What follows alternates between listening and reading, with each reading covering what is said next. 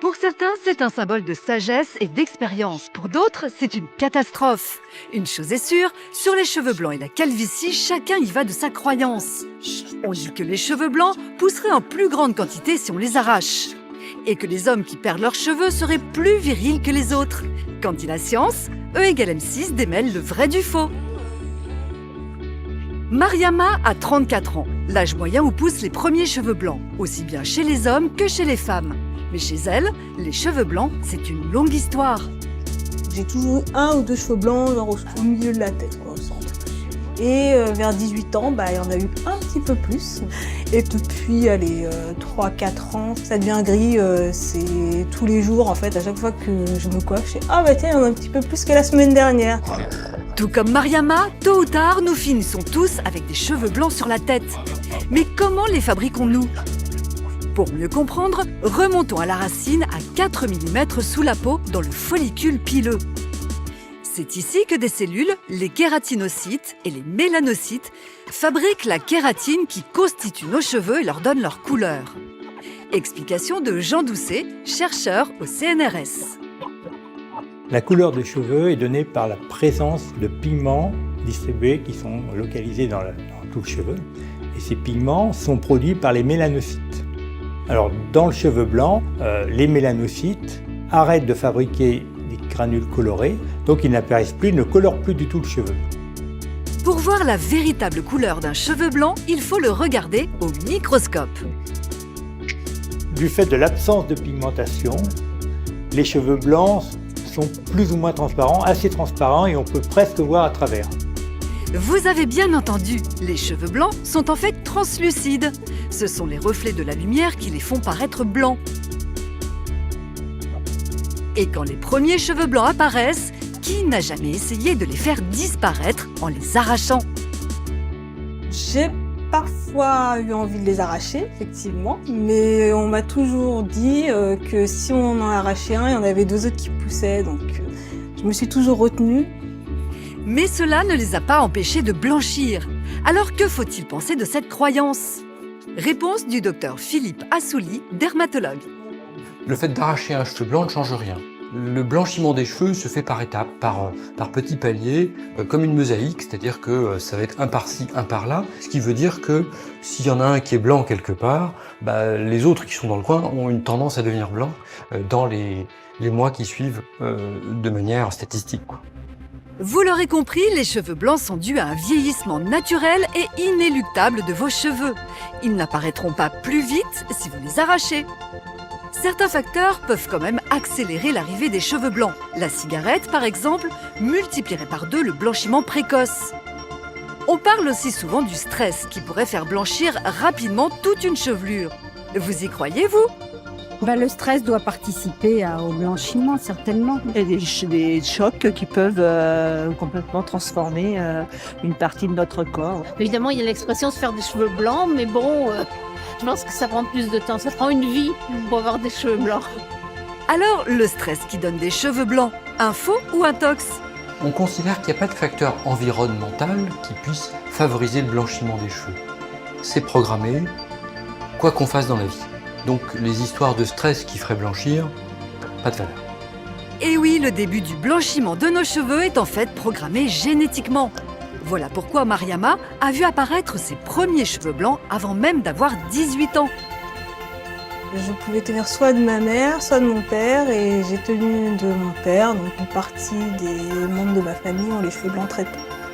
Et cette transmission serait due à un gène, IRF4, dont une variante serait responsable du blanchiment précoce. C'est la découverte étonnante faite l'an dernier par des chercheurs anglais. Les personnes porteuses de ce gène auront une tendance, une prédisposition à avoir des cheveux blancs plutôt que d'autres. Vous savez désormais que nos cheveux blanchissent en fonction de notre âge, de nos gènes et du tabagisme. Nous sommes parfois confrontés à un autre phénomène, la chute des cheveux qu'on appelle la calvitie. En France, elle touche 30% des hommes de plus de 30 ans. Et les chiffres parlent d'eux-mêmes. Plus ils vieillissent, plus les cheveux des hommes se font rares. Alors que se passe-t-il ? Tous les poils, et les cheveux notamment, sont régis par un cycle pilaire. Une phase qui est une phase anagène, c'est la phase de pousse. C'est entre 1 et 7 ans cette phase anagène. Pendant cette période, les cheveux poussent en moyenne d'1 centimètre par mois. Et contrairement à une idée reçue, ce n'est pas parce qu'on les coupe souvent qu'ils pousseront plus vite. 1, c'est pas du gazon. Et 2, si on coupe les cheveux, ça va pas plus vite, ça va pas plus lentement. Ça n'a aucun rapport. Quand le cheveu a terminé sa phase de pousse, il tombe. C'est la phase télogène. Hommes ou femmes, nous perdons naturellement en moyenne 50 à 80 cheveux chaque jour et un nouveau cycle commence. Mais pourquoi chez les hommes, tôt ou tard, les cheveux ne repoussent-ils plus ? Nos cheveux sont régis par des hormones, et notamment par des hormones masculines, que ce soit chez les hommes ou que ce soit chez les femmes. La testostérone, l'hormone sexuelle masculine, présente en grande quantité chez les hommes, stimule la pousse des poils. Jusque-là, tout va bien. Sauf que sur les cheveux, elle a un inconvénient, en particulier sur le dessus de la tête et sur le haut des tempes. La testostérone est transformée au niveau des follicules pileux en dihydrotestostérone, DHT. Cette dihydrotestostérone va faire que le cheveu va plus rapidement s'épuiser. Au fur et à mesure, le cheveu devient de plus en plus fin, remplacé par un cheveu de plus en plus fin, etc. Il est toujours présent. C'est-à-dire que le nombre de cheveux ne change pas. Cela paraît incroyable, mais vous en avez toujours autant sur la tête, soit environ 150 000. La seule différence, c'est qu'à cause de la testostérone, ils sont devenus un duvet invisible à l'œil nu. On dit que les hommes chauves sécréteraient plus de testostérone que les autres et seraient donc plus virils et sexy, comme ces stars d'Hollywood. Qu'en pensez-vous ? Oh, il y en a certains. C'est pas parce qu'ils sont chauves qu'ils sont moins sexy, ça dépend desquels. J'ai souvent entendu dire que les femmes aimaient bien les hommes chauves. Ça, moi, je me plais. Il n'y a pas plus de virilité chez celui qui va perdre ses cheveux que chez l'autre. Alors ça peut le compenser psychologiquement, cette idée-là, mais malheureusement, pas de relation de cause à effet, non. Les chauves sécrètent en fait autant de testostérone que les autres. Seule différence, leurs cheveux y sont plus sensibles. Mais rassurez-vous messieurs, l'homme élu le plus sexy du monde en 2017, c'est lui, Dwayne Johnson. Et il n'a pas un poil sur le caillou. Cheveux blancs ou calvitie, vous savez maintenant que ce sont des phénomènes de vieillissement programmés dans nos gènes. Mais cela n'empêche pas d'être sexy.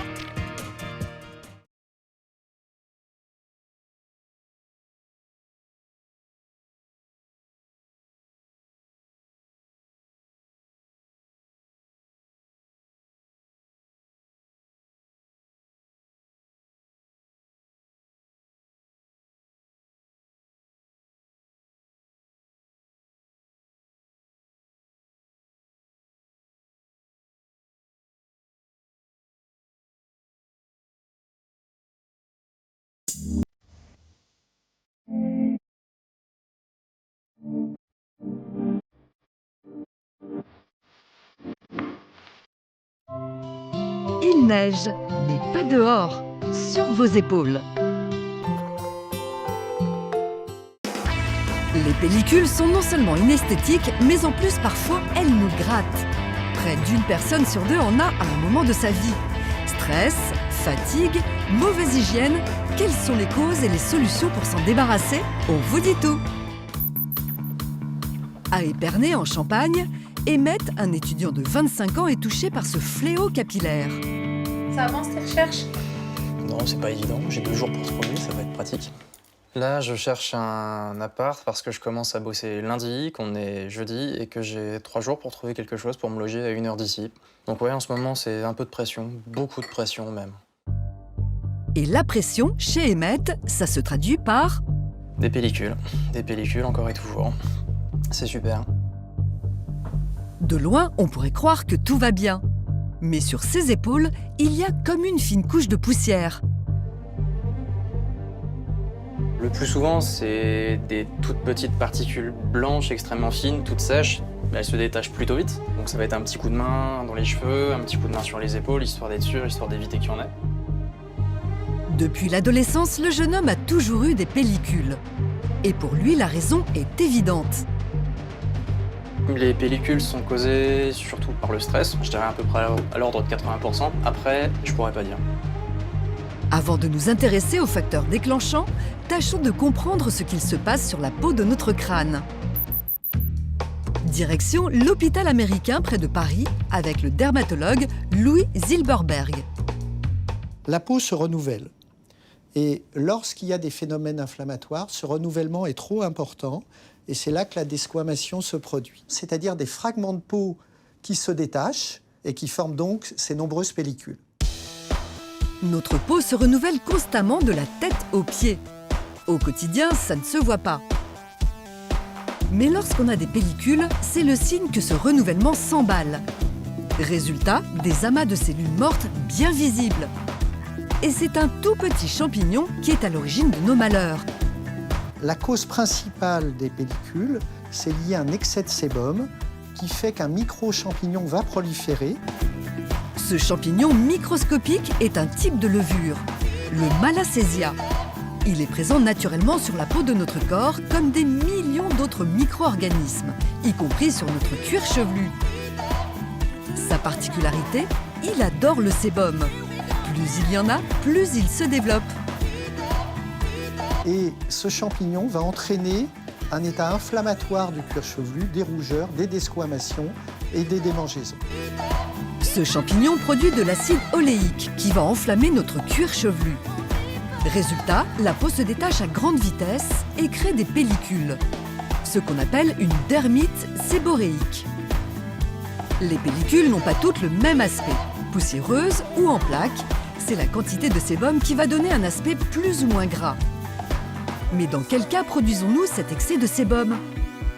Le sébum est soumis à certaines hormones, notamment les androgènes, les hormones mâles. Ce qui explique que c'est surtout visible chez les adolescents et les adultes jeunes, et surtout de sexe masculin.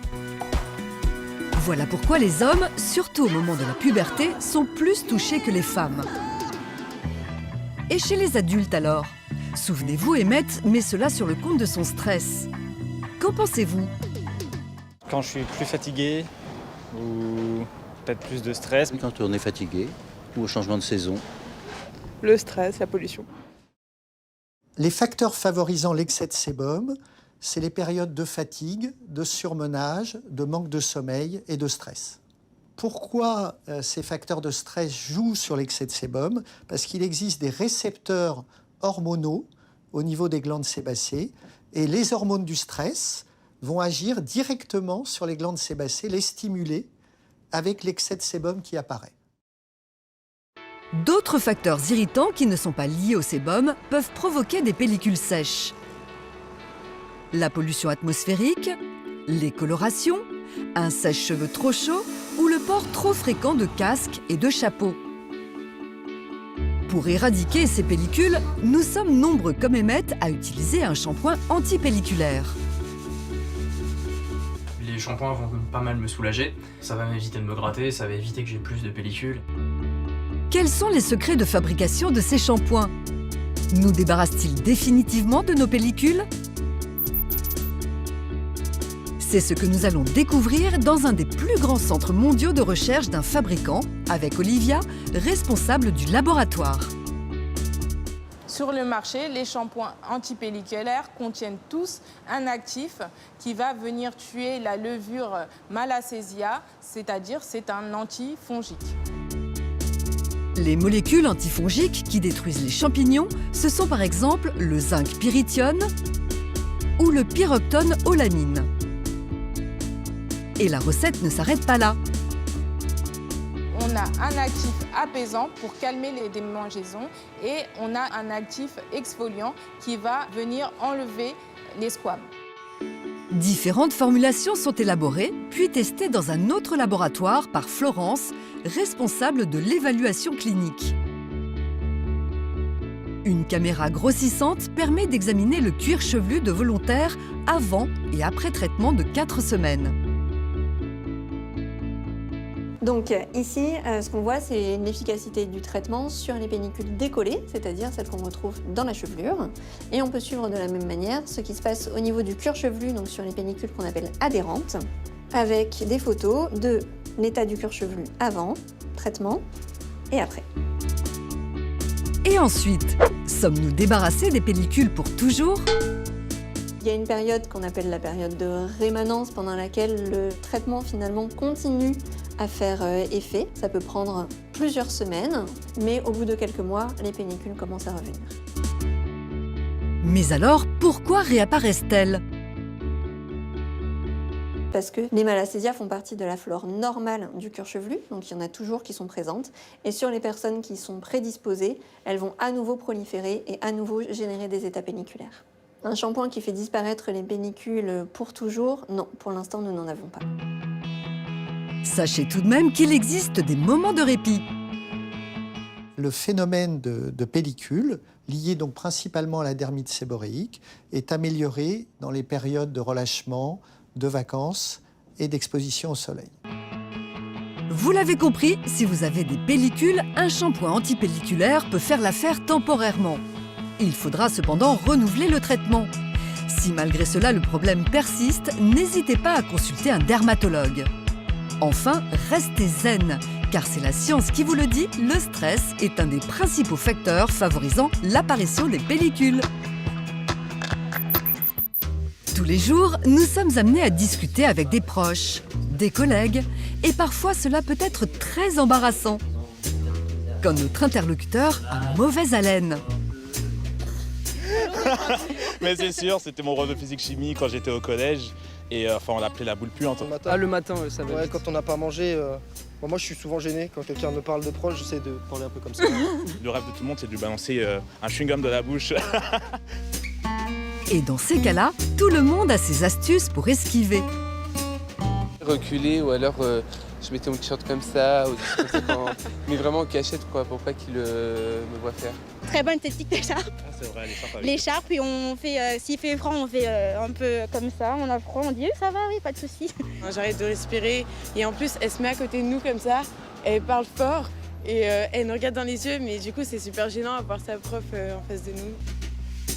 Avoir mauvaise haleine, cela nous est tous déjà arrivé, notamment le matin au réveil. Mais qu'est-ce qui la provoque? Le docteur Sandy Cohen, chirurgien dentiste, nous en dit plus. La litose, c'est la mauvaise haleine et dans 80% des cas d'origine bucco-dentaire. C'est des bactéries qui sont dans la cavité buccale, qui ne sont pas forcément pathogènes, pas forcément mauvaises et qui vont dégrader des protéines qui sont issues de l'alimentation, des cellules de la bouche, des cellules de la salive, en CSV. CSV, c'est quoi? Composés, sulfurés, volatiles.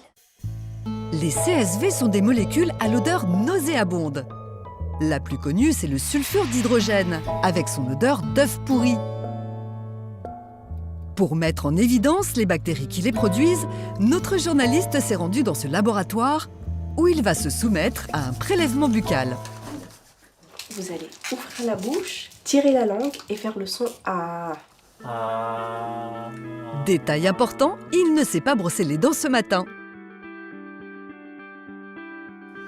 Après 48 heures de mise en culture, Aurélie Dupuis, biologiste médicale, nous présente les résultats, répartis sur 2 boîtes de pétri différentes pour bien identifier toutes les bactéries. Chaque petit point qu'on voit, c'est en fait une colonie de bactéries qui a poussé sur la boîte. Ces bactéries, si on ne les nettoie pas, on va dire, elles vont proliférer. Et comme toute bactérie, ça a une odeur un peu particulière qui va correspondre à notre odeur corporelle ou l'odeur de notre haleine. Et si on ne se lave pas les dents, effectivement, elles vont se multiplier et devenir de plus en plus nombreuses. Et ensuite, cela peut modifier l'haleine de la personne. En temps normal, notre salive fait office de nettoyant et empêche les bactéries de proliférer. Mais la nuit, nous en produisons moins. Pendant la nuit, il y a une baisse de sécrétion salivaire, ce qui provoque une augmentation des bactéries responsables de la mauvaise haleine et donc une augmentation des CSV, composés volatiles sulfurés, vecteurs de cette halitose. Voilà pourquoi, au réveil, notre haleine ne sent pas la rose. La litose, donc la mauvaise haleine, a aussi d'autres causes, lorsque la salive ne peut plus jouer son rôle de nettoyant de la bouche. Il faut éviter de sauter des repas. Le fait de jeûner, donc de sauter un repas, diminue la production de salive dans l'organisme. Il faut éviter le café, l'alcool, le tabac. Tous ces produits en fait dessèchent la bouche, donc provoquent une mauvaise haleine. Ensuite, certains aliments comme l'oignon ou l'ail peuvent aussi donner mauvaise haleine. Mais dans ces cas-là, ce sont directement les molécules odorantes qu'ils émettent qui en sont la cause, et non nos propres bactéries. La solution la plus évidente contre la mauvaise haleine, c'est le brossage des dents. Pour voir la différence, nous effectuons un deuxième prélèvement sur notre journaliste. C'est parti. Cette fois-ci, après nettoyage des dents. Donc voilà le deuxième prélèvement. On observe du coup une diminution très importante de la flore buccale, donc c'est-à-dire une diminution du nombre de bactéries que l'on observe sur les géloses, ce qui correspond en fait à une diminution de la quantité de bactéries directement présentes dans la bouche de la personne. La différence est nette. Mais pour un brossage des dents efficace, il faut une bonne technique. Et souvent, nous avons tout faux. Revoyons ce geste du quotidien avec le docteur Ruben Wanish, chirurgien dentiste. Un bon brossage des dents passe par un brossage attentif de la face avant des dents en allant de la gencive vers l'extérieur. Donc il faut toujours penser à bien nettoyer le pourtour de la dent au niveau de la gencive où les débris alimentaires s'accumulent très souvent et ces bactéries aussi. C'est la même chose pour l'intérieur de la bouche, au niveau de laquelle il faut nettoyer de la gencive vers l'extérieur. Voilà pour le geste de base. Mais cela ne suffit pas. Un endroit que l'on oublie souvent, c'est l'espace entre les dents. Pour cela, il faut utiliser du fil dentaire. Et dernier point capital, le brossage des dents doit toujours se compléter du brossage de la langue, qui possède des petites papilles autour desquelles les bactéries vont plus facilement se développer. Le brossage également de la face intérieure des joues et des lèvres, qui sont des zones où ces bactéries peuvent venir se placer au niveau des petits creux qui sont autour de ces muqueuses. Vous l'avez peut-être remarqué, quand nous avons mauvaise haleine, nous sommes les derniers au courant. Il est en effet très difficile de sentir nous-mêmes notre haleine, car nos cellules olfactives sont saturées par l'odeur qui s'est installée dans notre bouche. En effet, nous sommes plus sensibles aux changements d'odeur qu'aux odeurs elles-mêmes. Pour vérifier votre haleine, une astuce. Léchez-vous le poignet, laissez sécher et sentez. Il existe également des testeurs d'haleine qui détectent la présence de sulfure d'hydrogène et vous indiquent le résultat. De 1 pour une haleine fraîche à 5 pour une haleine chargée. Et en cas d'alerte, chacun a sa petite astuce. Déjà se laver les dents, chewing-gum à la menthe. Boire un verre d'eau. Je mâche 3 plantes différentes, genre mélisse, menthe et persil. Il paraît qu'on peut croquer un grain de café aussi.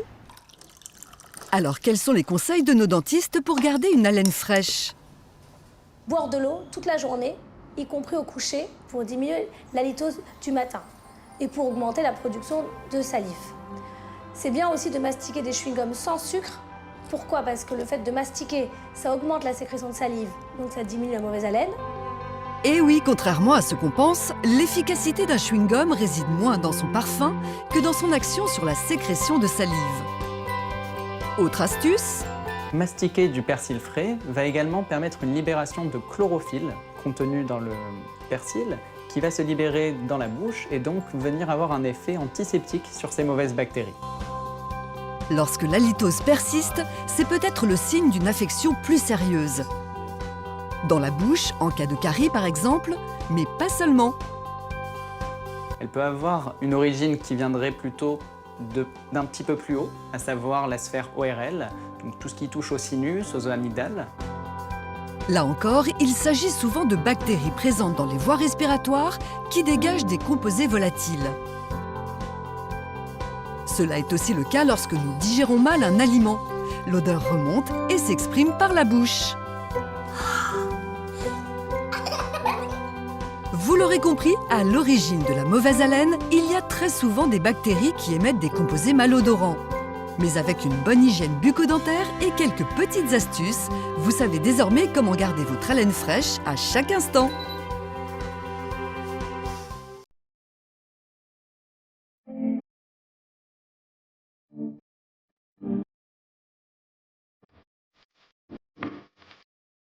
Nous nous lavons les cheveux en moyenne 3 fois par semaine. Est-ce trop ou pas assez?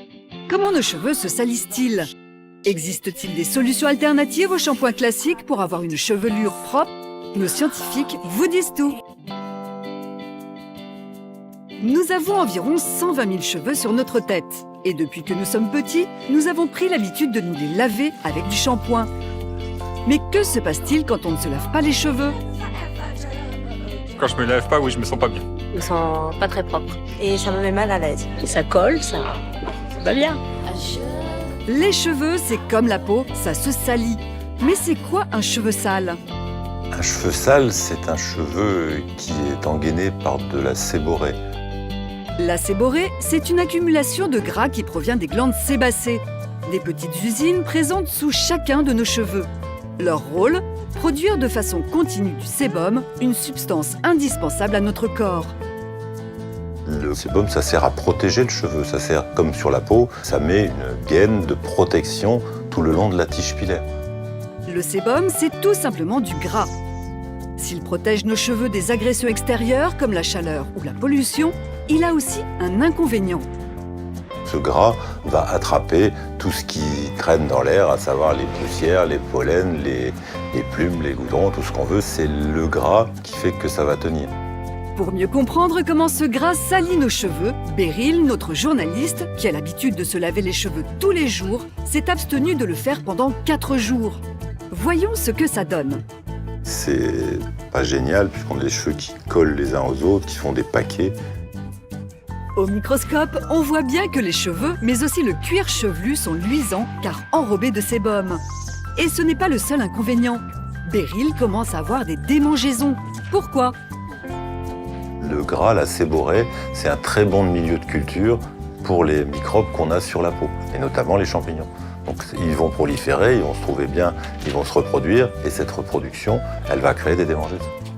Et oui, il y a de la vie sur notre tête. Et cette odeur un peu nauséabonde, elle vient d'où, docteur? La séborrhée, c'est comme du gras, ça rancit. Si on ne se lave pas le visage, on va commencer par sentir aussi du visage. Donc on va avoir des odeurs. Les cheveux sales, c'est donc comme une plaquette de beurre pas très fraîche. Pour maintenir le juste équilibre de sébum, il faut donc se laver les cheveux. Mais pourquoi faut-il un shampoing et pas juste de l'eau? Réponse à l'ESPCI ParisTech. Paul, médiateur scientifique, aidé de Mélissa 12 ans et de Maëlys 10 ans, va réaliser une expérience. Dans ce récipient, on met de l'eau colorée en bleu. Elle représente l'eau de notre douche. Et cette huile symbolise le gras de nos cheveux. Et c'est parti. Et maintenant, On touille. on touille. Et il ne se passe pas grand-chose. Qu'est-ce qui est jaune en haut? L'huile, Qu'est-ce qui est bleu en bas? l'eau bleue. L'eau et l'huile ne se mélangent pas. Voilà pourquoi il est impossible de nettoyer ses cheveux sales juste avec de l'eau. Qu'est-ce qu'on pourrait bien rajouter? Ça, effectivement, il reste un troisième truc sur la table. C'est quoi ça? C'est du shampoing. Du shampoing comme à la maison, que nos apprentis chimistes rajoutent à l'eau et à l'huile. Et maintenant, si t'arrêtes de touiller, est-ce que ça se resépare comme tout à l'heure? Non. Il y a effectivement quelque chose dans le shampoing qui permet à l'eau et à l'huile de mieux se mélanger que tout à l'heure. Et cet ingrédient magique, c'est le tensioactif. On en trouve aussi dans nos savons ou nos lessives. Un spécialiste nous en dit plus. C'est une petite molécule qui aime le gras, qui aime l'eau. Donc qui va donc d'une main tenir une molécule d'eau, d'une autre main tenir une molécule de gras, et tout ça va partir au rinçage. Voilà comment le shampoing va laver nos cheveux. Au fait, est-ce qu'il doit mousser beaucoup pour bien laver? Un tensioactif n'a pas besoin de mousser pour être efficace. Il existe différents types de tensioactifs qui, eux, ne moussent pas. Mais la mousse va faciliter la propagation du shampoing sur le cuir chevelu et le long du cheveu. Avec la mousse, le volume augmente, donc le shampoing couvrira plus de surface, ce qui permet au tensioactif de mieux se propager. Donc la mousse améliore l'évacuation du sébum. Reste la question sur laquelle personne n'est d'accord, la fréquence de nos shampoings. Souvenez-vous, les Français se lavent en moyenne les cheveux 3 fois par semaine. Et vous? Je me lave les cheveux 3 fois par semaine. Tous les 2 jours. Tous les jours. Si on se lave les cheveux tous les jours, on risque de trop enlever de sébum. Et notre corps s'en rend compte et produit de façon anormalement élevée du sébum. Et donc se dérègle. Nos glandes sébacées considèrent le shampoing quotidien comme une agression. Alors pour défendre notre cuir chevelu et nos cheveux, elles fabriquent encore plus de gras. Si vous souhaitez tout de même vous laver les cheveux tous les jours, utilisez un shampoing ultra doux, donc moins décapant. Constance, elle, a carrément banni le shampoing en flacon de sa salle de bain. Et oui, car il est possible de fabriquer soi-même son propre shampoing. Quand cette blogueuse lilloise se lave les cheveux, elle sort son fouet et un saladier. Là, je mets d'abord de la poudre d'orange qui va permettre d'avoir une bonne odeur. Et à ce mélange, elle rajoute un ingrédient étonnant. Là, je rajoute de la poudre de shikakai, qui est une poudre lavante. Le shikakai, c'est le fruit d'un petit arbuste tout droit venu d'Inde. Il a la particularité de contenir des saponines, des molécules au pouvoir super nettoyant. Et devinez ce que c'est. Les saponines sont des tensioactifs naturels, naturellement présents dans les plantes. Il suffit de broyer la plante pour les obtenir. Souvenez-vous, ces fameux tensioactifs permettent d'éliminer le gras. Ces poudres naturelles vont donc avoir les mêmes propriétés qu'un shampoing. On ajoute un peu d'eau chaude et on obtient une pâte. C'est pas très appétissant, mais ça nettoie bien. On étale la pâte sur les cheveux, on laisse poser 10 minutes, on rince et le tour est joué. Cette méthode vaut-elle les shampoings classiques? Pour Constance, la réponse est oui. Avant ça, je me lavais les cheveux tous les 2 jours. Aujourd'hui, je me lave les cheveux 1 fois par semaine. Je trouve que depuis, mes cheveux sont plus volumineux et plus souples. Ce shampoing maison semble fonctionner à merveille. Qu'en pense notre spécialiste? Ici, on voit à la caméra que le cuir chevelu est parfaitement sain et pas du tout abîmé. Donc, a priori, un super cuir chevelu, des cheveux qui sont pas gras, des cheveux qui sont beaux, qui sont souples. Ça, c'est un cuir chevelu normal que présentent 95% des individus ont un cuir chevelu comme ça. En matière de lavage, il existe une solution encore plus rapide, les shampoings secs. Comme leur nom l'indique, ils n'ont pas besoin d'eau et en plus, ils ne contiennent pas de tensioactifs. Alors, comment ça marche? Ces poudres absorbantes vont avoir une forme de molécule comme une éponge avec des cavités ou une pierre ponce qui vont absorber complètement le sébum. On applique et en quelques minutes, le gras est capturé par ces molécules. Il ne reste plus qu'à tout éliminer en brossant. Idéal pour dépanner si on est un peu pressé. Shampoing classique ou à base de poudre végétale, à chacun sa méthode. L'essentiel est de ne pas agresser votre cuir chevelu sous peine d'avoir la mèche grasse.